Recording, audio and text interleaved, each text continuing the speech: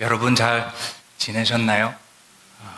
저희가 매주 얼굴을 보기는 하지만 거의 따로 지내기 때문에 여러분은 어떻게 예배를 드리고 계신지, 하나님과 더 가까워지고 계신지 저는 사실 잘 알 수가 없고, 아마도 여러분도 저희 EM 쪽에서 어떻게 하고 있는지, 잘 지내고 있는지 알기 어려우실 겁니다. 그래서 저는 이렇게나마 목사님이 여행을 하시는 동안 함께 예배를 드릴 수 있다는 것에 저는 하나님의 은혜이고 굉장히 감사한 일입니다. 아마도 제 생각에는 이번 해에 총 4주 정도, 그러니까 4번의 설교를 여러분과 함께 할 수 있을 것 같은데요. 이번 주와 다음 주가 첫 2번이고요. 4주 모두 이제 여러분과 함께 죄에 대해서 나누고자 합니다. 지금 우리가 TV를 보던 인터넷을 보던 세상 어디를 봐도 너무나도 어수선하지 않습니까? 통계학적으로 이제 2026년에 대략 6,300만 명이 죽을 예상이라고 합니다. 그 6,300만 명의 죽음 속에 현재 진행되고 있는 130여 개의 전쟁이 기여를 하겠죠. 그리고 전쟁 외에도 너무나도 많은 문제들이 죽음이라는 결과를 가져오죠. 미국에 관한 사망 원인 통계를 보면 2024년에 심장병으로 죽은 사람은 미국만입니다. 68만 명, 암으로 죽은 사람 62만 명, 사고로 죽은 사람 19만 7천 명, 저처럼 뇌졸중을 겪고 그 다음에 죽은 사람은 16만 6천 명, 당뇨병에 의해서 죽은 사람 9만 4천 명, 간 질환에 의해서 죽은 사람 5만 2천 명, 그리고 자살로 인해서 죽은 사람 4만 8천 명입니다. 죽음이라는 인간으로서 가장 큰 문제 이외에도 우리가 살아가는 데에 우리가 겪는 문제들이 너무나도 많습니다. 우리를 어려움으로 몰고 가는 원인들은 수두룩하죠. 여러분은 크리스찬 생활을, 교회를 다닌 세월이 오래 되셨으니까 제가 아마 이 모든 문제들의 원인은 무엇입니까? 라는 질문을 묻는다면 여러분은 아마 맞는 대답을 하실 겁니다. 죄가 문제다라고 하시겠죠. 그러나 우리가 평상시에 사실 죄가 뭔지, 어떻게 정의를 해야 하는지, 내 삶 속에서 죄가 어떻게 나타나는지 잘 모를 때가 많습니다. 대답은 시원하게 쉽게 우리가 할 수 있지만 정작 내 삶 속에서 죄를 판단하기는 어렵습니다. 제가 잠깐 이 부분에 대해서 생각해 봤는데 남의 죄는 또 잘 보이더라고요. 특히 남편의 죄 잘 보이지 않습니까? 그렇지만 내 속에 있는 죄는 조금 더 보기가 어렵습니다. 예를 들자면 여러분이 그리고 제가 이렇게 교회에 나와 예배 드리는 것이 겉으로는 좋아 보이지만 충분히 죄가 될 수 있습니다. 여러분이 찬양을 하고 성경을 읽고 공부하는 것도 죄가 될 수 있습니다. 여러분이 자녀를 위해 희생하고 교육하고 쉽게 말해 모든 뒷바라지 하는 것도 모두 죄가 될 수 있습니다. 왜냐? 성경적인 기준이 행동의 기준이기보단 영적인 기준이기 때문입니다.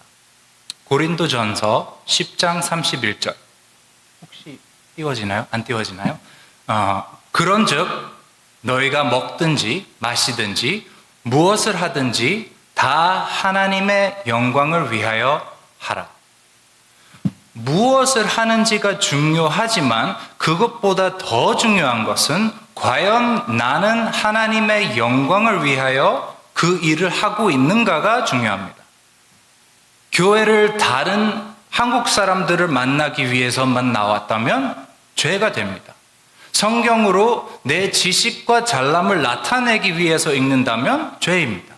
찬양을 남 들으라고 한다면 죄입니다. 제가 여기 서서 설교하는 것도 단지 내 자신을 위한 일이라면 죄를 짓고 있는 것입니다.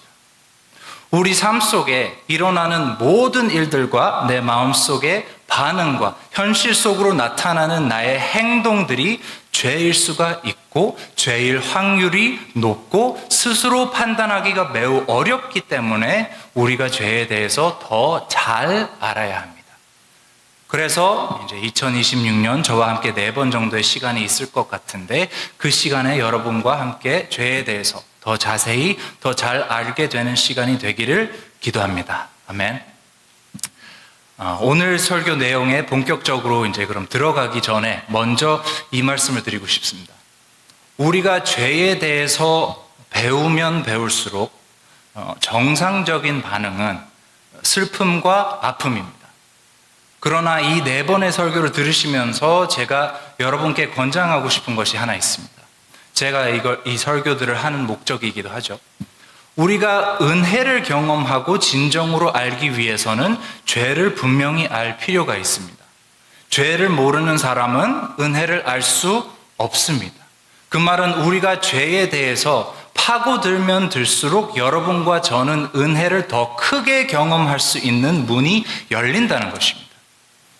저는 여러분이 하나님의 은혜를 풍족하게 넘쳐 흐르도록 경험하시기를 원합니다. 그 마음으로 죄에 대해서 함께 공부하기를 원합니다.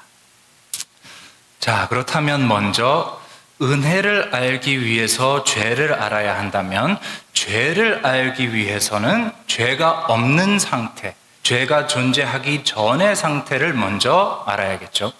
그래서 오늘은 인간 창조의 목적을 먼저 볼 것입니다.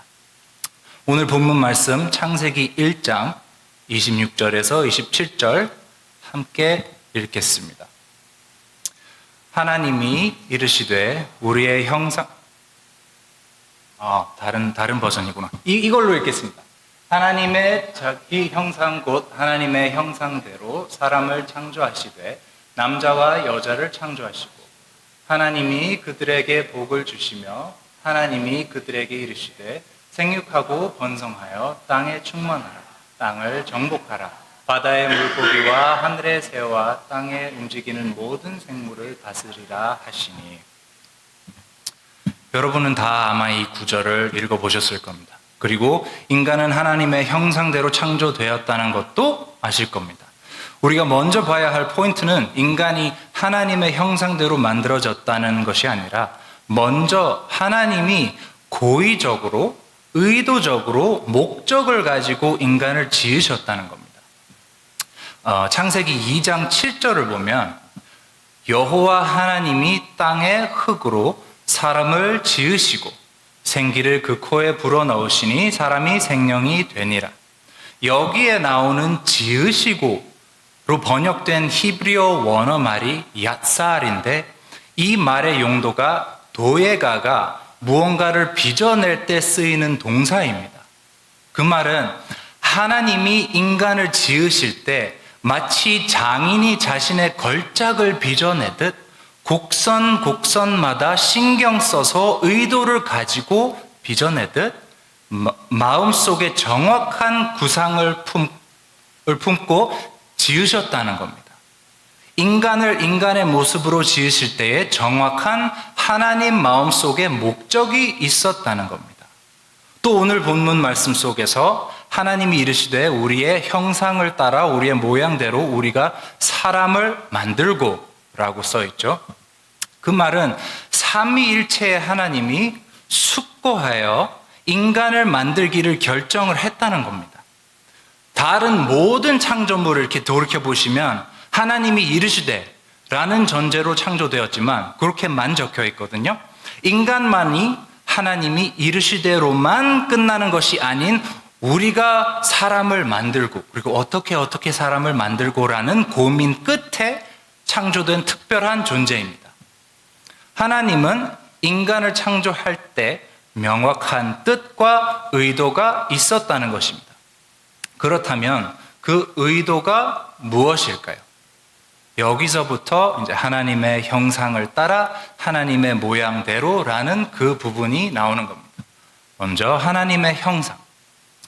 여기서 나오는 형상, 셀렘이라는 말은 닮음을 뜻하는 말입니다. 고대 근동에서 왕들은 자신들의 권위를 상징하기 위해 통치하던 영토 내에 자신의 셀렘을 세웠습니다. 하나님이 인간을 창조하실 때에 그의 목적 중 이 셀렘, 하나님의 권위를 대표하여 그 권위를 나타내는 닮음의 존재로 창조하셨다는 겁니다. 그 다음 하나님의 모양대로. 이거는 좀 독특한 부분이 있는데요. 요한복음 4장 24절 함께 읽어주시면 감사하겠습니다.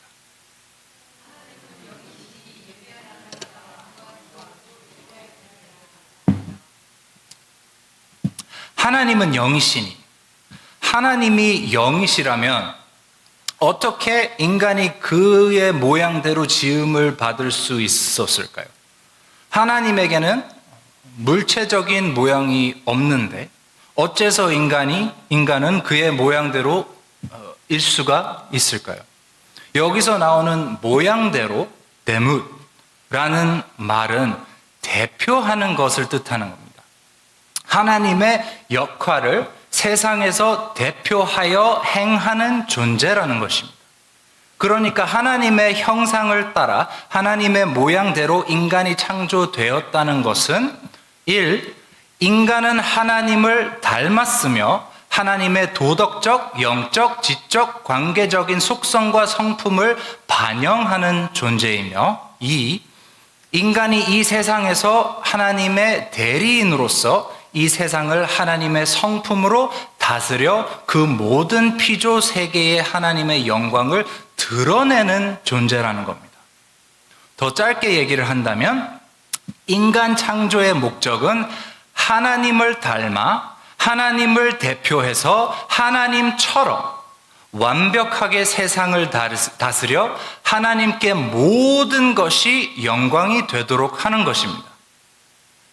무엇을 하든지 다 하나님의 영광을 위하여 하라. 그 무엇이 하나님의 형상대로 모양대로 사는 것입니다. 원래는. 여기서 또 생각해 볼 수 있는 것은 성경은 분명히 인간의 존재를 설명하는 것인데 인간 전체의 존재를 간혹 우리가 부분적으로만 이것을 적용하려고 한다는 것입니다. 어떤 사람들은 이 문제를 그저 도덕적인 문제로만 봅니다. 내가 살면서 도덕에 어긋나는 일만 안 하면 되지 않느냐. 그리고 어떤 사람들은 이 문제를 이치의 영역으로만 봅니다. 내가 살아가면서 합당한, 정당화가 가능하다면 내 삶의 방식이 그러면 된 것이 아닌가 하는 분들도 계십니다. 그리고 어떤 분들은 심리적인 부분 혹은 영적인 부분 이렇게 부분 나눠서 생각하시는 분들이 있습니다. 그러나 성경을 통해서 우리가 알 수 있는 분명한 것은 인간의 모든 부분 전체가 하나님이 창조한 대로 하나님의 형상대로 모양대로 살아야만 그 창조의 목적에 걸맞게 사는 거라고 할 수 있다는 것입니다. 우리의 인생으로 놓고 봤을 때 이 부분 저 부분 나눠서 볼 게 아니라 먼저 나라는 사람이 전체가 이 창조의 목적을 이루고 있는 사람인지 아닌지가 판단이 되어야 한다는 것입니다. 이 사실에 대해서 또 이렇게 생각할 수가 있습니다. 하나님이 인간을 창조한 본연의 모습은 그렇지만 현실적으로 그것이 우리가 마땅히 지켜야 할 의무는 아니다. 이렇게 생각할 수 있습니다. 어떻게 그저 인간인 우리가 그런 완벽한 존재가 될 수 있겠어? 하나님이 인간을 그렇게 만들었을지는 몰라도 우리가 그런 기준에 얽매여 그 기준에 맞게 살아갈 수는 없지. 하나님도 그걸 알고 우리를 설마 그 기준으로 평가하시지는 않겠지. 그렇게 살지 못하더라도 충분히 잘 살 수 있지 않아? 뭐 이렇게 생각할 수 있겠죠? 이 비슷한 맥락의 더 쉬운 예를 들자면 제가 망치를 나사 박는 용도로 그 목적으로 만들었습니다. 그렇지만 누군가가 망치를 박스를 열기 위해서 사용할 수가 있고 또 쇠의 모양을 바꾸기 위해서 사용할 수가 있고 심지어 음악 만드는 데에도 망치를 사용할 수가 있겠죠. 제가 만든 목적과 다르게 사용이 되는 거지만 다르게 사용이 됐다고 해서 잘못 사용한 거는 아니란 말이죠. 제가 만든 망치를 만든 목적과 다르지만 그게 저에게 죄를 짓는 거는 아니잖아요. 그런 식으로 인간 창조의 목적과 실제적으로 살아가는 데의 다름을 합리화할 수 있다는 말입니다. 그러나 성경은 여전히 이 부분에 대해서도 명확합니다. 레위기 19장 2절 함께 읽겠습니다. 너는 이스라엘 자손의 온 회중에게 말하여 이르라. 너희는 거룩하라. 이는 나 여호와 너희 하나님이 거룩함이니라. 또 베드로 전서 1장 15절에서 16절 오직 너희를 부르신 거룩한 이처럼 너희도 모든 행실에 거룩한 자가 되라. 기록되었으되 내가 거룩하니 너희도 거룩할지어다 하셨느니라. 그리고 마지막으로 에베소서 4장 24절이요. 하나님을 따라 의와 진리의 거룩함으로 지으심을 받은 새 사람을 입으라. 여기 에베소서에 나오는 하나님을 따라는 영어로 after the likeness of God 입니다. 그리고 인간이 창조될 때에 하나님이 하신 말씀이 Let us make man in our image after our likeness 라고 써 있습니다. 하나님이 인간을 바라보실 때에 어떤 기준으로 바라보시느냐? 하나님이 인간을 창조하실 때에 가지셨던 목적과 그 완벽한 뜻을 기준으로 바라보신다는 겁니다. 창세기 9장 6절을 함께 보겠습니다. 다른 사람의 피를 흘리면 그 사람의 피도 흘릴 것이니 이는 하나님이 자기 형상대로 사람을 지으셨음이니라. 하나님이 인간에게 규율을 정해 주실 때에 그 기준이 하나님이 자기 형상대로 사람을 지으신 기준에 의해서 정해 주셨다는 겁니다. 이 인용문을 제가 번역기를 돌려서 이렇게 한 거지만 이해하실 수 있으실 거라고 생각합니다. 칼뱅이 천상의 창조주께서는 인간이 아무리 타락했을지라도 여전히 자신의 본래 창조 목적을 염두에 두고 계시다라고 했습니다. 창세기 9장 6절은 타락 이후 그리고 노아 홍수 이후의 말씀입니다. 그 말은 하나님께서는 여전히 그의 형상대로 사는 것을 도덕적 의무의 기초로 삼으신다는 것입니다. 그 형상은 인간에게서 철회되지 않았으며 따라서 그 기준, 그들이 살아내야 할 기준도 또한 낮아지지 않았다는 겁니다. 즉 하나님이 인간을 창조하신 그 목적이 곧 우리의 의무라는 것입니다. 그렇다면 우리는 이제 드디어 죄라는 문제에 도달합니다. 로마서 외우신 분들도 많겠지만 로마서 3장 23절 모든 사람이 죄를 범하였음에 하나님의 영광에 이르지 못하니. 오늘 저희가 나눈 이 말씀과 어떻게 연결이 되는가?